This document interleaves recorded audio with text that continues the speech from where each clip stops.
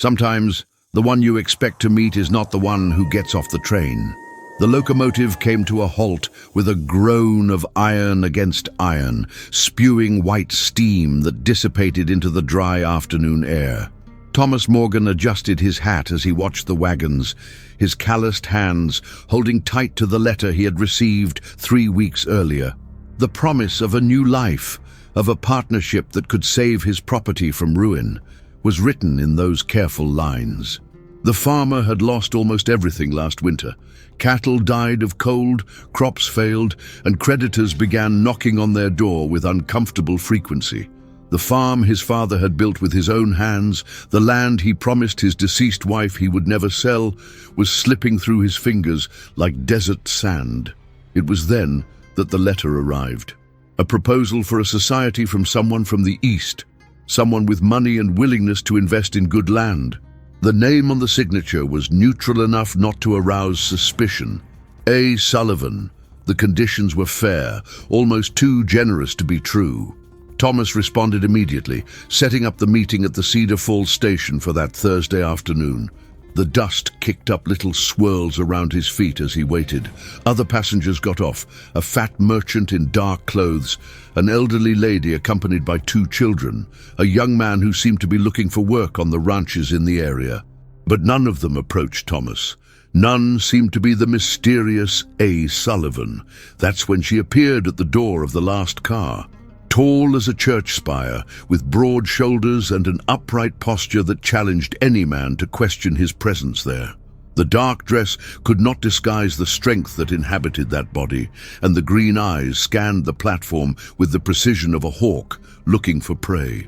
A heavy suitcase hung from his left hand, while his right remained free, close to his hip in a way that Thomas recognized immediately. She was carrying a gun, and he knew how to use it. The other passengers instinctively moved away as she passed, as if they could feel something dangerous radiating from that imposing figure. Thomas remained motionless, part of him fascinated, part alarmed. There was something familiar about this woman, something that stirred long-buried memories. She stopped before him, and Thomas had to tilt his head back slightly to meet his eyes. When she spoke, her voice was deep, charged with authority and with something that sounded like old sadness. "You must be Thomas Morgan." It wasn't a question, it was a statement, pronounced with the certainty of someone who already knew the answer, even before formulating the question. Thomas nodded slowly, still trying to process the situation. The letter, the partnership proposal, the neutral name in the signature, everything was starting to make sense in a disturbing way. "I'm Amanda Sullivan," she continued, placing the suitcase on the floor without looking away from him. "I believe we have business to deal with." The wind blew between them, carrying the smell of dry earth and the promise of change that neither could have foreseen. In the distance, the train whistled once before resuming its journey, leaving behind 2 lone figures on the dusty platform of Cedar Falls. Thomas looked at the woman before him, his possible savior, his potential doom, and knew that his life had taken a completely unexpected turn. What he did not yet know was whether this course would lead him to redemption or to the abyss. The afternoon began to decline, tinting the sky with orange tones that mirrored the growing restlessness in his chest. There were questions that needed answers, agreements that needed to be discussed, and secrets that seemed to hang in the air like dust kicked up by the desert wind. "Well," said Thomas at last, his voice hoarser than he intended, "I suppose we have a lot to talk about." Amanda Sullivan smiled, but it wasn't a smile that brought any comfort. It was the smile of someone who saw the world burn and learned to thrive among the ashes. The path to the farm stretched through miles of barren land where only the cacti and thorny bushes could survive the relentless heat. Thomas drove the wagon in silence, occasionally casting furtive glances at the woman next to him. Amanda Sullivan kept her posture upright even over the bumps of the rough road, her eyes fixed on the horizon, as if she could see something he couldn't. Her presence changed everything. The air seemed denser, charged with a tension that Thomas couldn't define. It wasn't just that she was a woman in male-dominated territory. There was something deeper, an aura of danger that emanated from her like the heat of the rocks at noon. Her hands were always visible, but Thomas noticed how she kept her right close to her sides, ready for any eventuality.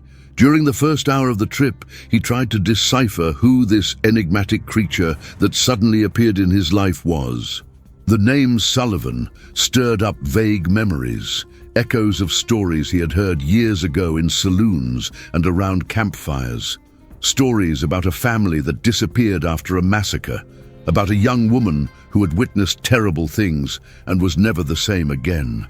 The wagon's wheels snapped against the loose stones, creating a hypnotic rhythm that blended with the distant sound of the wind rolling through the rocky canyons. Amanda showed no discomfort with the heat or the dust that stuck to her skin.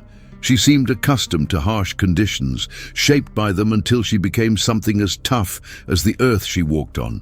As they passed the abandoned cemetery halfway through, Thomas noticed a subtle change in his posture. Her shoulders stiffened almost imperceptibly, and she turned her face away from the weathered wooden crosses.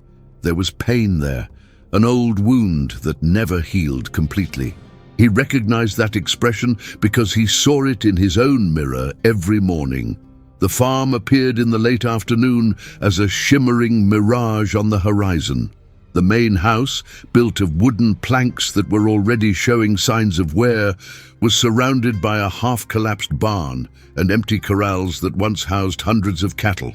The windmill creaked wistfully, its blades spinning lazily in the warm wind. Amanda stepped out of the wagon with the agility of someone used to moving quickly when needed. His eyes scanned the property with the same precision he demonstrated on the station, cataloging every detail, every vulnerable spot, every possible escape route. It was a habit Thomas recognized, the same one he developed during the difficult years when bandits and cattle rustlers posed constant threats. She walked around the main house, examining the foundations, testing the solidity of the planks with small taps of her fingers. It wasn't the inspection of an ordinary investor.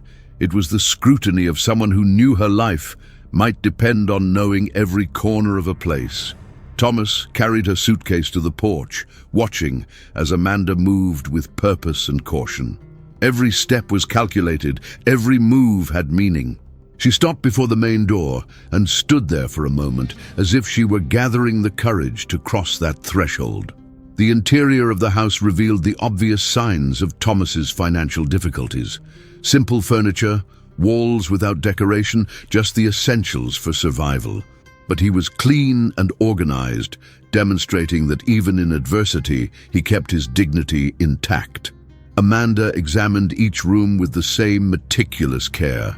He checked the windows, tested the locks, mentally measured the distances between the rooms. When she finished her silent inspection, she remained in the center of the main room, her arms crossed, lost in thoughts that Thomas could not penetrate. The sun began to set, painting the sky with shades of orange and red that were reflected in the windows of the house. It was the time of day that Thomas enjoyed most, when the cruel heat finally gave way to a gentler breeze. But that night, the beauty of the sunset seemed laden with omens. Amanda approached the window that faced north, her fingers unconsciously tracing the outline of a scar that ran along her neck. Thomas noticed the gesture and felt a chill down his spine. That mark wasn't caused by accident. Someone had tried to kill her, and she survived. Darkness was fast approaching, as it always did in the desert. And with it came the certainty that Amanda Sullivan's arrival forever changed the fate of that forgotten land. What Thomas did not yet know was whether this change would bring salvation or destruction. The first night passed without incident, but Thomas was unable to sleep. The sound of Amanda's footsteps upstairs echoed through the house like the ticking of a clock marking time until something inevitable. She moved frequently, paused for long minutes in silence, then resumed her restless walk. It was the behavior of someone who never completely let his guard down. At dawn, he found her in the kitchen preparing coffee with the efficiency of someone who had learned to take care of herself long ago. Their movements were precise, economical, without wasting energy or time. He was wearing the same dark clothes as on the trip, but Thomas noticed details that had gone unnoticed in the dim light of the previous afternoon. The boots were made of fine but sturdy leather, the kind that cost more than the average farmer made in 3 months. The belt that encircled her waist was not only functional, it was a handcrafted piece, with a silver buckle that was certainly worth a small fortune. And the gun he carried, partially visible under his coat, had the impeccable finish of a custom piece made by a master gunsmith. Amanda Sullivan wasn't just a woman with money. He was someone who understood the value of durable things, of the tools that could make the difference between life and death. Over the next few days, she began to reveal the true nature of her proposal. She wasn't just a profit-driven investor. She had specific plans and knowledge that Thomas would never have imagined finding in a woman. He knew about cattle breeding, irrigation, crop rotation, and preservation methods that he had never even seen mentioned in the agricultural newspapers. Even more unsettling was his understanding of security. Amanda inspected every inch of the property with eyes that saw threats where Thomas saw only landscape. He pointed out weaknesses in the natural defense of the farm, suggested modifications in the layout of the buildings, proposed the construction of structures that would serve both for storage and for protection in case of conflict. On the 3rd day, she disappeared before sunrise. Thomas awoke to the sound of horse hooves moving away and ran to the window in time to see a mounted silhouette disappearing toward the hills to the east. She had taken one of his horses without asking permission, an animal that few men could ride due to the difficult temperament. The farmer spent the whole day wondering if she would come back. When the sun began to decline and Amanda still hadn't returned, he began to consider the possibility that the whole situation was nothing more than an elaborate farce. Perhaps she was a sophisticated embezzler, or worse, a spy sent by creditors to assess their assets before a forced execution.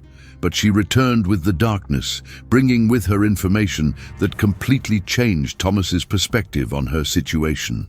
During her absence, Amanda had visited Cedar Falls, talked to the right people, asked specific questions. What he discovered was both alarming and enlightening. Thomas's farm wasn't just being watched by creditors. There were men in the city asking questions about him, about his routines, about when he received visitors. Men who paid well for information and did not seem interested in money owed. They were the kind Thomas knew well from ancient times, the kind that solved problems permanently. Amanda brought more than information. In her saddle were supplies she had acquired in the city, ammunition, non-perishable provisions, basic medicines, and tools that could be useful in extreme situations. These were not random purchases. Each item had been chosen with a specific purpose. That night, she sat on the porch and stargazed with the intensity of someone consulting a map. Her hands rested on her lap, but Thomas noticed that she kept her muscles tense, ready to react at the slightest sign of danger. It was a constant, automatic surveillance that had become second nature. The night wind brought the distant sound of coyotes howling in the hills, a wild chorus that echoed through the valley like an omen. Amanda leaned forward slightly, her attention focused on something beyond the range of ordinary hearing. After a few minutes, he relaxed imperceptibly. Whatever had caught his attention posed no immediate threat. Thomas began to understand that Amanda's arrival was no coincidence. There were forces at work that he didn't fully understand, pieces of a larger game being positioned on the board. His farm had become something more than a struggling country estate. It was now a strategic point in a war that had not yet officially begun. The question that plagued him as he watched his mysterious partner was simple. Whose side was Amanda Sullivan really on?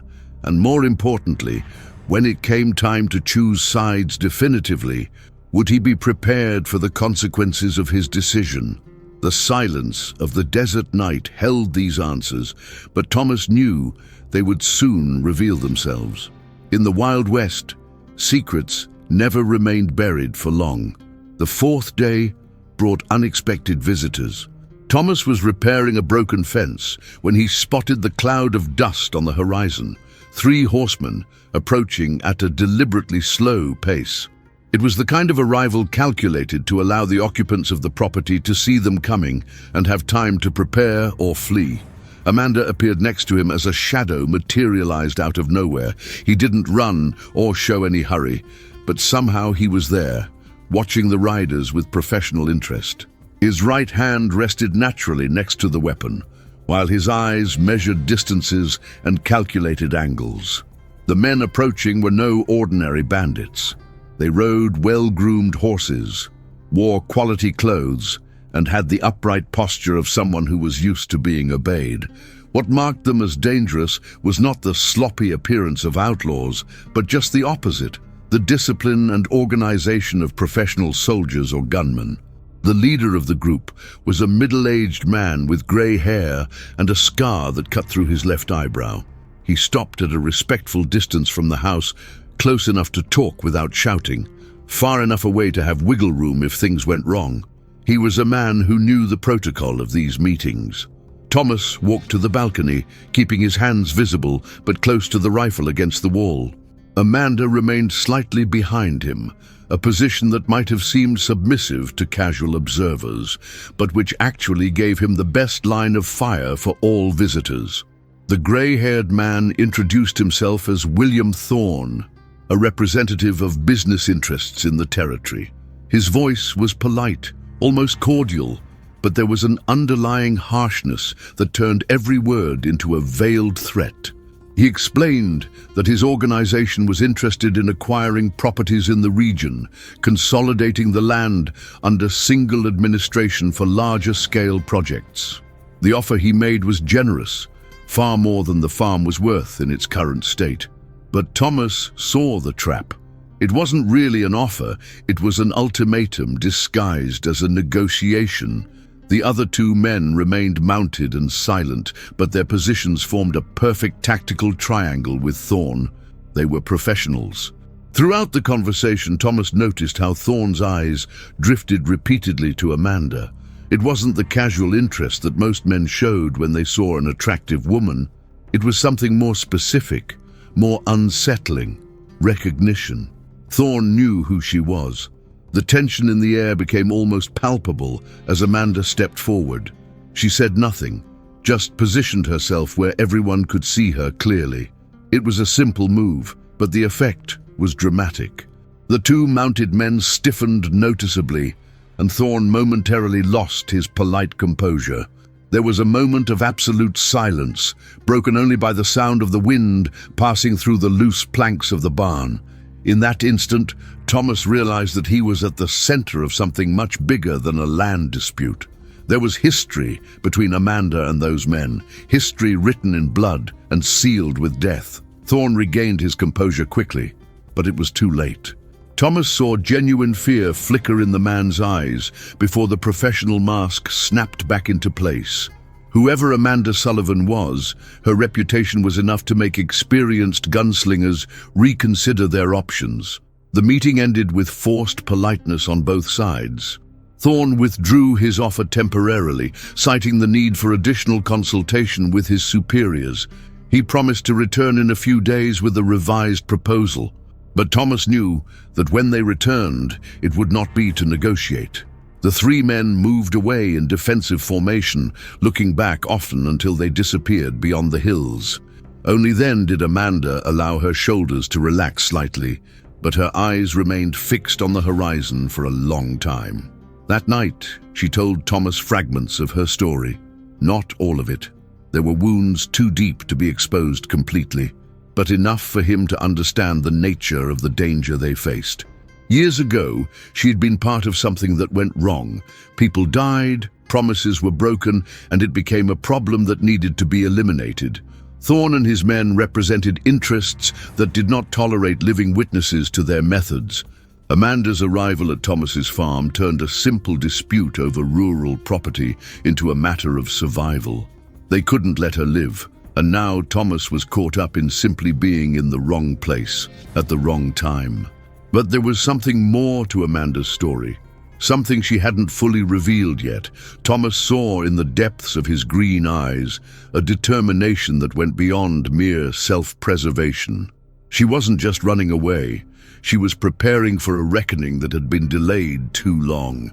The night wilderness seemed to whisper promises of coming violence. And in the silence of the isolated house, two lonely people prepared to face storms that could destroy them or forge them into something stronger than the sum of their parts. They returned at the dawn of the seventh day, but not as negotiators. This time there were 8 men, approaching in 2 columns, arranged with the military precision that Thomas recognized from wartime. They did not come to talk.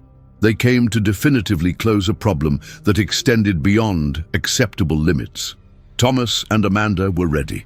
During the 3 days of preparation, she transformed the farm into a makeshift fortress, taking advantage of every natural advantage of the terrain.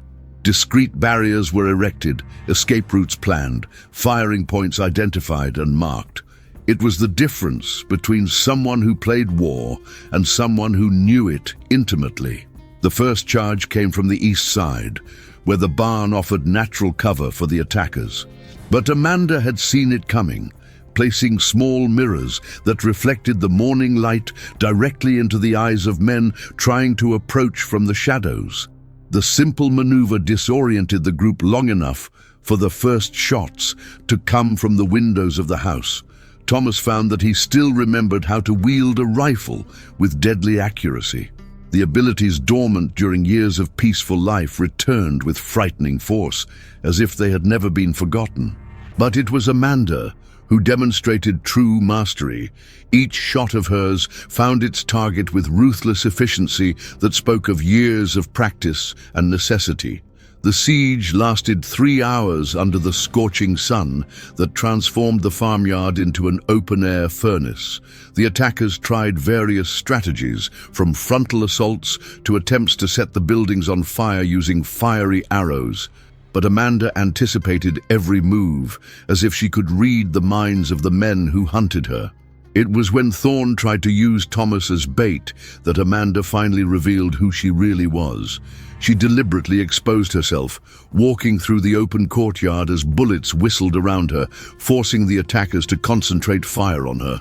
What they didn't expect was that this apparent recklessness was actually a calculated ploy to lure them into vulnerable positions.